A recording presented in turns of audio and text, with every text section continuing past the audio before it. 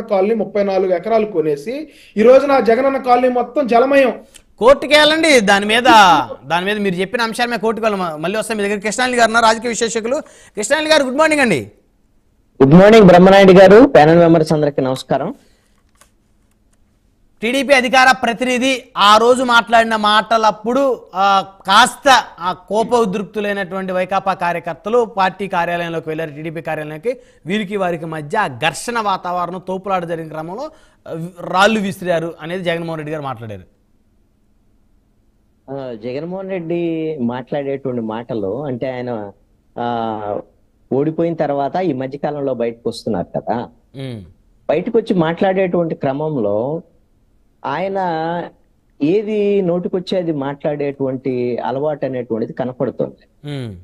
ఈ ప్రజలు అసలు నమ్ముతారా లేదా, లేదంటే తన ఎదురుగున్నటువంటి కార్యకర్తలు అతను ఏం చెప్తున్నా నమ్ముతారు, కానీ జనం నమ్ముతారా లేదని ఆలోచించుకోవాలి కదా. అలా ఆలోచన లేకుండా మాట్లాడటం అనేది ఆయన ఆబాసు పాలు కావడానికి అవకాశం ఉంది.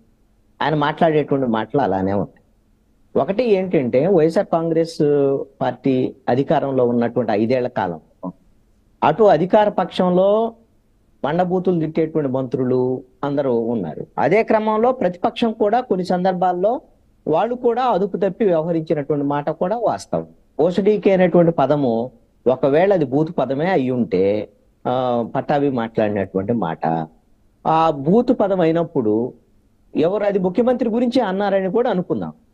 ముఖ్యమంత్రికి ఆయనకు అధికారం ఉంది, ఆయన చేతిలో పోలీసులు ఉన్నారు.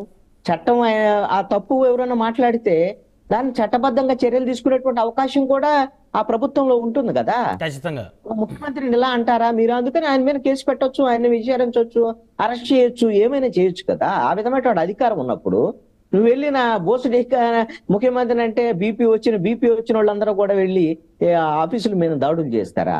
నాకు తెలిసైతే భారతదేశంలో ఇప్పుడు వరకు నేను గమనించిన వరకు ప్రజాస్వామ్య భారతదేశంలో ప్రతిపక్ష పార్టీలకు సంబంధించినటువంటి కార్యాలయాల మీద ఈ విధమైనటువంటి భౌతిక దాడులు జరిగినటువంటి పరిస్థితి ఇప్పటి వరకు లేదండి.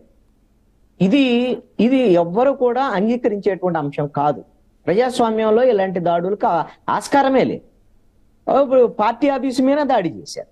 అదే విధంగా ప్రతిపక్ష నేత ఆ రోజున చంద్రబాబు నాయుడు ఇంటి మీదకి ఎమ్మెల్యే జోగి రమేష్ వెళ్ళినటువంటి దాడికి సంబంధించినటువంటి ఈ రెండింటిని అసలు ముఖ్యమంత్రిగా ఆ రోజున జగన్మోహన్ రెడ్డి అప్పుడు ఇలానే సమర్థించుకున్నాడు. ఇప్పుడు కూడా అలానే సమర్థించుకుంటే కుదిరేటువంటి పని కాదు. దీన్ని ప్రజలు హర్షించలేదు కాబట్టే 2024 ఎన్నికల్లో ఈ విధమైనటువంటి వైఖరిని, అప్రజాస్వామిక చర్యల్ని ప్రజలు వ్యతిరేకించారు. వాళ్ళు ప్రజలు వచ్చి బయటకు మాట్లాడకపోవచ్చు అని, మీరు వైసీపీ తప్పు చేస్తుంది అని వాళ్ళ అధికారంలో ఉన్నప్పుడు మాట్లాడకపోవచ్చు, వాళ్ళ మీద కొట్లాడకపోవచ్చు, కానీ సరైన సమయం వచ్చినప్పుడు మాత్రం ఖచ్చితంగా తీర్పు చెబుతారు. ప్రతి ప్రభుత్వము వాళ్ళు చేసేటువంటి పనికి సంబంధించినటువంటి వ్యవహారంలో ఆ పాజిటివ్ నెగిటివ్ మార్క్స్ అనేటువంటిది ప్రజల మైండ్ లో వేసుకుంటూ ఉంటారండి. అవన్నీ కూడా కౌంట్ అవుతూ ఉంటాయి. వాళ్ళ సమయం వచ్చినప్పుడు తీర్పిస్తారు. అది 2024 ఎన్నికల్లో ఆ విధమైనటువంటి తీర్పు రావడానికి వైఎస్ఆర్ కాంగ్రెస్ పార్టీ ఈ విధమైనటువంటి అప్రజాస్వామికమైనటువంటి చర్యల్ని ప్రజలు హర్షించలేదు అనేటువంటిది ఇది నిదర్శనం. అదేవిధంగా అరెస్టులకు సంబంధించినటువంటి విషయంలో కూడా నేనేం చెప్తాను అంటే, అరెస్టు నందిగం సురేష్ అరెస్ట్ ఎప్పుడు జరిగింది, ఫలానా తారీఖున జరిగింది, వరదలు వచ్చినాయి, ఇలాంటివన్నీ కూడా జగన్మోహన్ రెడ్డి చెప్పారు. అది కూడా పొంతన లేనటువంటి అంశం అని నేను అంటాను. ఎందుకు అనంటే, హైకోర్టులో ఎవరైతే ఈ తెలుగుదేశం పార్టీ ఆఫీసు మీద దాడికి సంబంధించినటువంటి నిందితులు ముందస్తు బెయిల్ కోసం హైకోర్టుకు వెళ్ళినటువంటి నేపథ్యంలో హైకోర్టు మీకు ముందస్తు బెయిల్ ఇవ్వటానికి అవకాశం లేదు, ఈ విధంగా ప్రజాస్వామ్య దేశంలో మీరు ఒక పార్టీ ఆఫీసు మీద దాడి చేయడం కరెక్ట్ కాదు అని హైకోర్టు భావించి మీకు ముందస్తు బెయిల్ ఇవ్వటం లేదని చెప్పింది. మరి ముందస్తు బెయిల్ ఇవ్వను అన్న తర్వాత ఇప్పుడు కేసు ఉన్న నేపథ్యంలో నిందితులను అరెస్ట్ చేయడానికి ప్రయత్నం చేస్తారు, అరెస్ట్ చేశారు. అంతే తప్ప ఇప్పుడు మిగతా నిందితులు వాళ్ళందరూ మిగతా వాళ్ళు పారిపోయారు, నందిగం సురేష్ దొరికినటువంటి పరిస్థితి. కాబట్టి ఇది టైం అనేటువంటిది కూడా ఆ విధంగా వరదలు వచ్చినటువంటి టైము కలిసి వచ్చినటువంటి అంశంగా ఉంది అని నేను అనుకుంటున్నాను. ఇది ఒక కక్ష సాధింపని కానీ లేకపోతే ఇంకొకటని కానీ ఈ విషయంలో మాత్రం ఏది పార్టీ ఆఫీసు మీద దాడికి సంబంధించినటువంటిది, అదే విధంగా చంద్రబాబు నాయుడు ఇంటి మీద దాడికి సంబంధించినటువంటి నిందితుల అరెస్టుకు సంబంధించినటువంటి వ్యవహారము, అదే విధంగా మాచర్ల ఎమ్మెల్యే ఎన్నికల సమయంలో ఈవీఎంను పగలగొట్టినటువంటి కేసులు, అది కక్ష సాధింపు అరెస్టులు. ఇవి కక్ష సాధింపు అరెస్టులు కాదండి, ఇవి మినిమం గా అరెస్టులు జరగాలి. ఇప్పుడు ఏదైనా ఎవరైనా తప్పు చేస్తే, అపోజిషన్ లో ఉన్న ఎవరైనా తప్పు చేస్తే వాళ్ళని అరెస్ట్ చేస్తే ఇది కక్ష సాధింపు అంటే ఎంతవరకు కరెక్ట్? అదే ఇప్పుడు 4 ఏళ్ల క్రితం జరిగిన కేసు, 4 ఏళ్ల క్రితం జరిగింది. 4 ఏళ్ల క్రితం మీరే అధికారంలో ఉన్నారు. దాడి జరిగినప్పుడు మీ పోలీసులను కూడా మీరు సరిగ్గా పని చేయనీయలేదు కదా.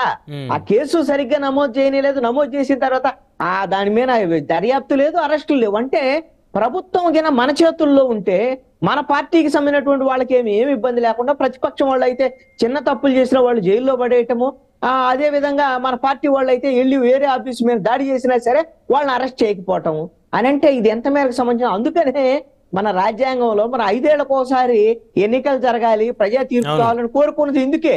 లేదు అనుకోండి, వీళ్ళకి జగన్మోహన్ రెడ్డి అనుకున్నట్టుగా నేను మా పార్టీకి జీవితకాలం అధ్యక్షుడు అన్నట్టుగా ఆంధ్రప్రదేశ్ కూడా 25 ఏళ్ళు ముఖ్యమంత్రిగా ఉండాలని కోరుకున్నాడు జగన్మోహన్ రెడ్డి. పాపం మంచిగా పనిచేస్తే అవకాశం ఇచ్చేవాళ్ళు, అది వేరే విషయం. కానీ అలాగా ఉన్నట్టు కుదరదు కదా. ప్రజాస్వామ్యంలో 5 ఏళ్ళకోసారి ప్రజలు తీర్పు కోరాలి. అవును. ఇప్పుడు ఇంకో అంశం, కృష్ణారెడ్డి గారు అప్రెడ్డి గారిని బెంగళూరులో ఉంటే ఆయన తీసుకొని వచ్చారు, నందిగం సురేష్ గారిని హైదరాబాద్లో ఉంటే తీసుకొని వచ్చారు. దేవినేని అవినాష్ గారిని ఇంకా ఆయన్ని ఫైండ్ అవుట్ చేయలేకపోవడం ఏంటి? ఇప్పుడు ఆ విషయం అధికారంలో ఉన్నవాళ్ళు చెప్పాలి. వాస్తవంగా అయితే నిన్న ఆంధ్రజ్యోతిలో ఫస్ట్ పేజీలో ఒక ఆర్టికల్ వచ్చిందండి. వీళ్ళందరూ పారిపోయారా, దొరకటం లేదా, లేకపోతే వదిలేశారా అనేటువంటి వాళ్ళకే అనుమానం వచ్చింది. అంటే దేవినేని అవినాష్ గారు వాళ్ళ నాన్నగారికి తెలుగుదేశం పార్టీలో ఆయనకి చాలా మంచి గుర్తింపు ఉంది, ఆయన సమకాలీకులు ఈ రోజు పెద్ద పెద్ద హోదాలో ఉన్నారు. అంటే వాళ్ళు ఎవరన్నా అవినాష్ గారికి సహకరిస్తున్నారంటారా? ఒకటి బ్రహ్మనాయుడు గారు, మీకు గమనించండి, వైఎస్ఆర్ కాంగ్రెస్ పార్టీ అధికారంలో ఉన్నప్పుడు అన్ని బూతులు వ్యవహారం ఎన్నిటి మిగతా అన్ని ఒక ఎత్తు అయితే, అసలు ముఖ్యమంత్రి అప్పుడు మాజీ ముఖ్యమంత్రిగా ఉన్నటువంటి చంద్రబాబు నాయుడు మీద, లోకేష్ మీద, లేకపోతే చంద్రబాబు నాయుడు కుటుంబీకుల మీద తీవ్రమైనటువంటి విమర్శలు చేసి ఆరోపణలు చేసినటువంటి వ్యాఖ్యలు చేసినటువంటి వాళ్ళు ఎవరు? వల్లభనేని వంశీ, అదే విధంగా కొడాలి నాని. వీళ్ళిద్దరూ అదుగో వాళ్ళు వస్తే వాళ్ళని కడ్డాయిల మీద నేను నడిపిస్తాను, అరెస్టులు చేస్తాను అని రెడ్ బుక్ లో రాశానని నారా లోకేష్ కూడా చెప్పాడు యోగాల. మరి ఏమైంది? ఏంటి కొడాలి నాని పారిపోలేదు నాకు తెలిసి. వల్లభనేని వంశీని అలా పట్టుకున్నారు, ఎలా పట్టుకున్నారు అన్నారు. అంటే ఏంటి సార్ వీళ్ళు మామూలుగా చంద్రుడి మీద, చంద్రమండలం మీద కానీ ఎక్కడికైనా వెళ్తారా? లేదా నేను ఒకటి అడుగుతాను, ఆంధ్రప్రదేశ్ పోలీసుకు ఉన్నటువంటి సమర్థత ఏంటంటే చంద్రమండలం మీదకి వెళ్ళిన పట్టుకొని వచ్చేటువంటి సమర్థత ఉందండి. అందుకనే చెప్తున్నా, వంశీ గాని, కొడాలి నాని గాని, దేవినేని అవినాష్ గాని, ఇలాంటివన్నీ వీళ్ళకి సంబంధించినటువంటి వ్యవహారంలో నేను పోలీసులు ఎవరో వాళ్ళతో ఉదారంగా వ్యవహరించారు, తప్పించుకునేటువంటి విధంగా ఉన్నారని కదండి. వడ్డించేవాడు మనవాడైతే చివరిలో ఉన్నా సరే అన్ని అందుతాయి అన్నట్టుగా ఇప్పుడు తెలుగుదేశం పార్టీలో ఉండేటువంటి వాడు, ప్రభుత్వంలో ఉండేటువంటి వాళ్ళకు కూడా మీరన్నట్లుగా ఈ విధమైనటువంటి ఖచ్చితమైనటువంటి సంబంధాలు ఉంటాయి, ఉండకుండా ఉండవు. ఆ సంబంధాలు లేనటువంటి వాళ్ళు, పలుకుబడి లేనటువంటి, అంటే ఏ ప్రభుత్వం ఉన్నా, ఏ పార్టీ అధికారంలో ఉన్నా సరే చలామణి చేయగలిగినటువంటి, చలామణి చేసుకోగలిగినటువంటి వాళ్ళు కొంతమంది ఉంటారు. అది వాళ్ళకి సాధ్యం అవుతుంది. అంటే ఇప్పుడు కనుక వీళ్ళ మీద కనుక ప్రభుత్వం కనుక చర్యలు తీసుకోకపోతే గతంలో వీళ్ళు ఆరోపించినటువంటి ఆరోపణలు తప్పు, లేదా వీళ్ళలో ఉన్నటువంటి కొంతమంది పెద్దలు వీరికి సహకరించారని ప్రజలు అనుకోవాల్సి వస్తుంది అనేది మీ అభిప్రాయం అంటారు? నా అభిప్రాయం కాదండి, ప్రజల అభిప్రాయం. నా అభిప్రాయం ప్రజల అభిప్రాయం కూడా కాదండి, ఆంధ్రజ్యోతి లాంటి వాళ్ళ అభిప్రాయం కూడా అదే. ఎందుకు ఆంధ్రజ్యోతి గురించి చెప్తున్నాను అంటే ప్రత్యేకంగా ఈ ప్రభుత్వం ఎట్లా కొట్ట వాళ్ళ బ్రాండ్ ఏందని తెలుసు కాబట్టి చెప్తున్నాను. నేను ఒకటే అడుగుతాను, నారా లోకేష్ రెడ్ బుక్ లో రాసుకున్నటువంటి కొడాలి నాని కడ్రాయన మీద నడిపిస్తానని చెప్పినటువంటి వీడియోస్ ఇవన్నీ కూడా ఉంటాయి కదా. కొడాలి నాని ఇక్కడే ఉన్నాడు, ఆయన పారిపోలేదు కదా. కొడాలి నాని అనేకమైనటువంటి తప్పులు సివిల్ సప్లైస్ మినిస్టర్ గా చేశాడు అనేటువంటిది నాదెండ్ల మనోహర్ వచ్చిన తర్వాత వాళ్ళ యొక్క బియ్యం కుంభకోణాలు ఇవన్నీ కూడా బయట పెట్టేటువంటి పరిస్థితులు కూడా ఉన్నాయి కదా. ఏవైనా సరే నేననేది కడ్రాయన మీద అరెస్ట్ చేయడానికి పిచ్చి పిచ్చి కేసులు పెట్టాలి. ఇక్కడ మీరు అన్నట్టు సరే ఇవన్నీ అవినీతి కేసులు అన్ని పక్కన పెడదాం.